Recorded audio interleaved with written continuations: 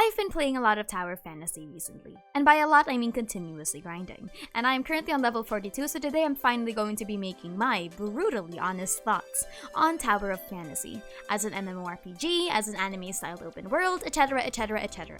Now, as a disclaimer, I am a Genshin Impact player, but that doesn't matter. I am a very avid fan of MMORPGs, and this game declaring itself as an MMORPG immediately puts it on a really high pedestal for the sole reason that I am always looking for an immersive social experience with other random idiots on the internet.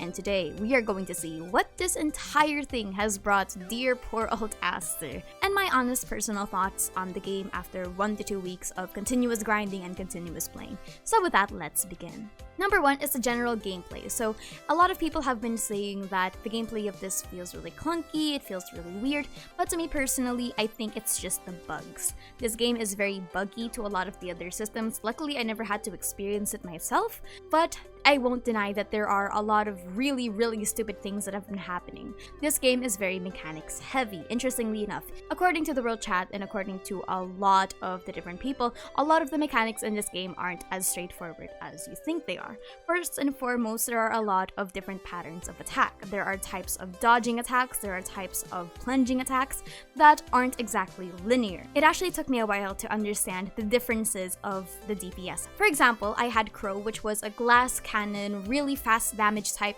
but was horribly crippled against creatures that have shield, which means that he needed to be paired with another kind of DPSs, a Shatterer, and etc, etc. The complexity of the gameplay is actually pretty fascinating, and sometimes it does feel like the transition between the weapons, the discharges, and the skills are really janky. Skills also have a lot of cooldown, meaning that if you don't know the attack patterns of things, you're gonna get absolutely shat on and crippled. Plus, the monsters here do so much fucking damage. If you don't have a healer, you're fucked. Take that from me, who accidentally just built full DPS. Now, number 2 is the graphics. I know that a lot of people are shitting on this graphics, and honestly for me it looks like something straight out of Roblox. Regardless, the anime style is really weird.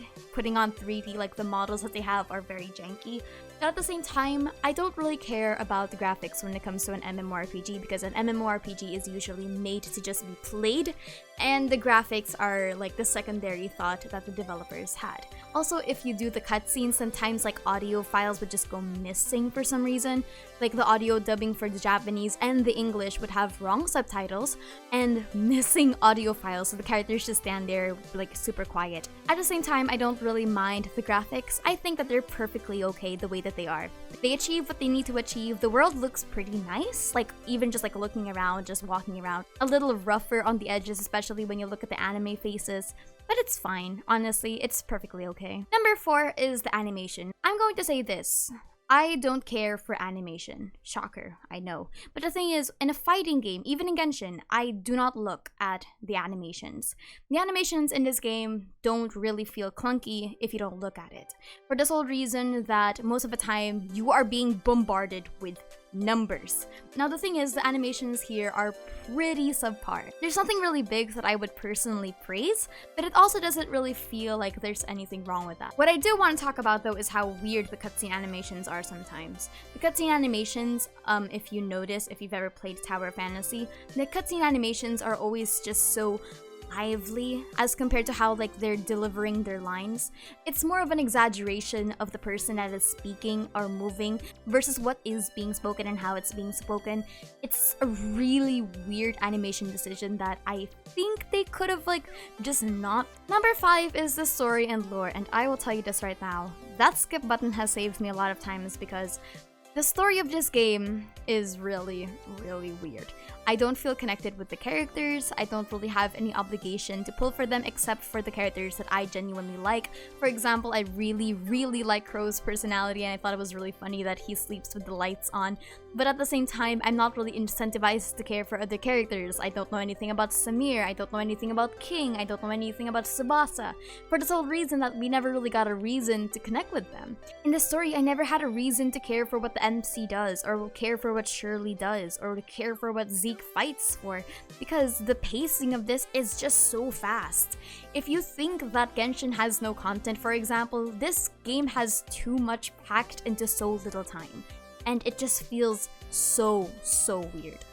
Next is I want to talk about the exploration. Now, for me personally, there are two parts of the exploration. First is the aesthetic of the world itself, why do I care about this world?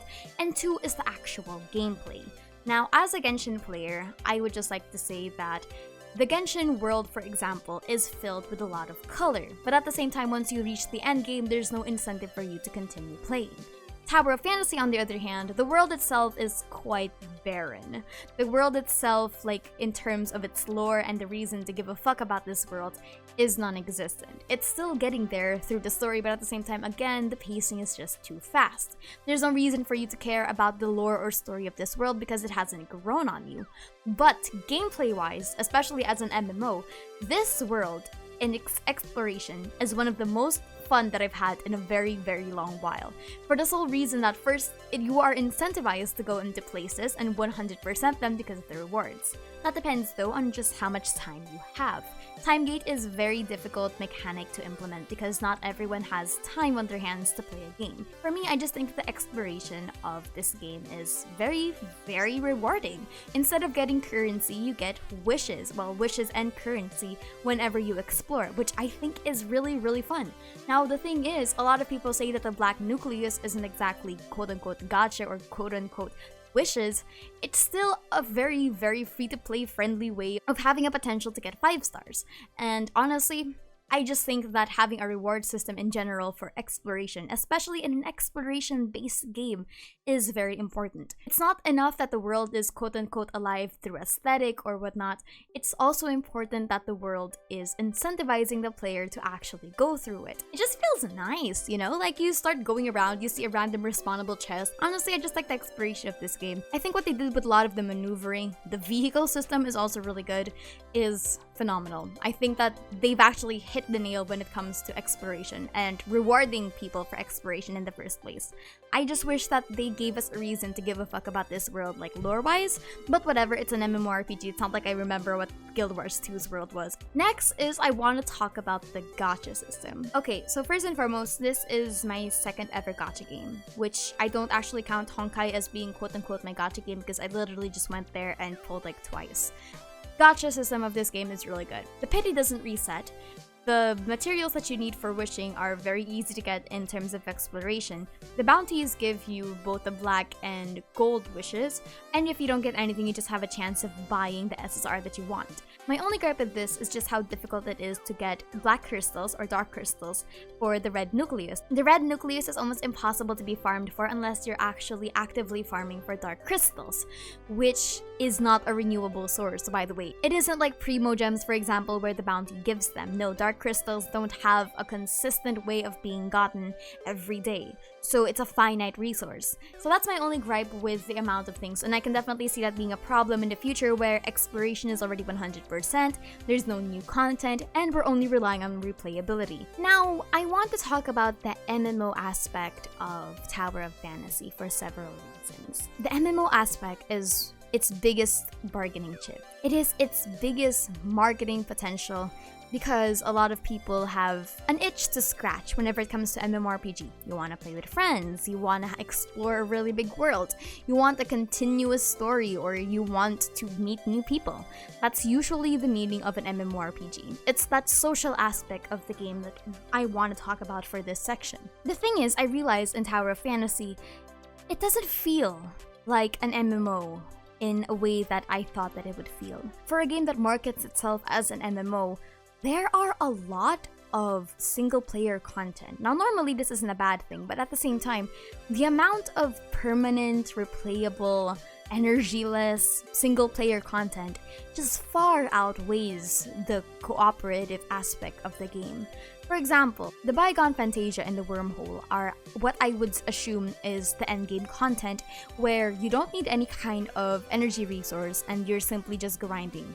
The thing is, such an important part of the grind is solo player, and the cooperative part of the game is locked behind vitality, which is weird. You would think that an MMORPG would have a kind of replayable multiplayer experience, but unfortunately, Tower of Fantasy doesn't have it. Tower of Fantasy does have daily resets when it comes to cooperative content in the form of the Void Rift and the Phantom, But the problem is you don't really get a lot of the social aspect, or at least incentivized to play a lot of the cooperative experience if you don't already have friends or if you don't have any more vitality. Not to mention that the world doesn't really feel like there's a lot of people. There are a lot of people, but because it's instance-based, you're relying on this really massive player base to connect per server based on the world chat. And honestly, while I definitely see this as being more of a server thing, it feels weird because you would think that if you're playing an MMORPG, especially an open world MMORPG, you'd see a lot of people just like walking around, like a lot of people on their mounts, etc., etc. When you go there and the world is almost empty because you're not in the same instance as other players.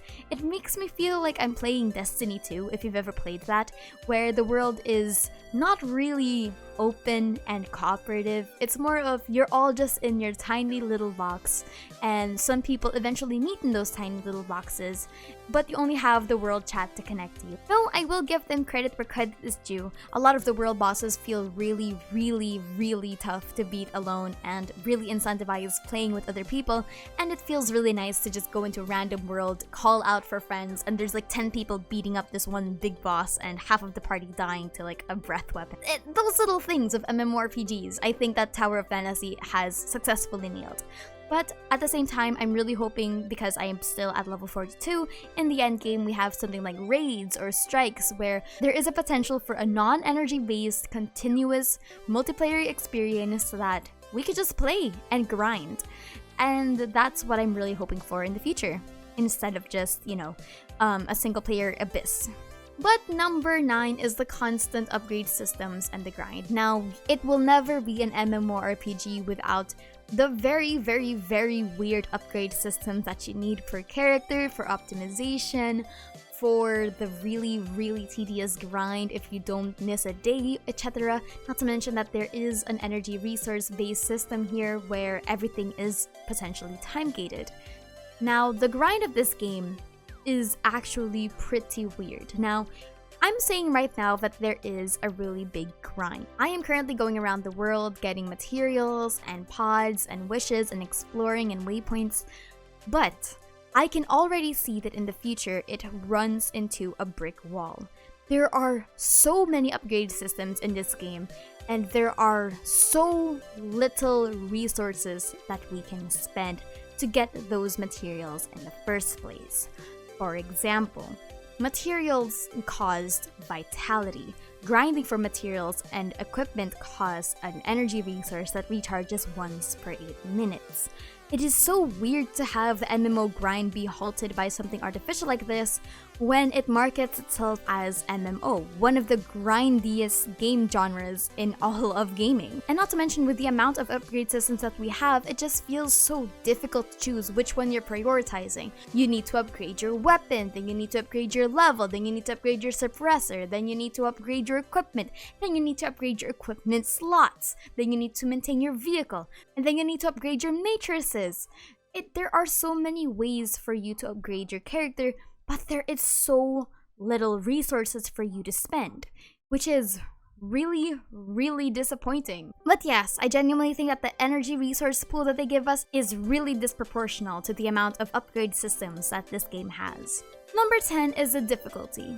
A lot of people are complaining, especially people that aren't used to this kind of game, that this game is too hard or it's pay to win. And to that I say, MMOs are not really known for their benevolent nature of not being pay to win. But at the same time, I actually don't think that this game is pay to win for the sole reason a lot of the things could be grinded by a free to play. As someone that has not spent on the wishes, for example, I am still personally satisfied with the amount of growth that I'm doing, and I'm sure that a lot of my friends are as well.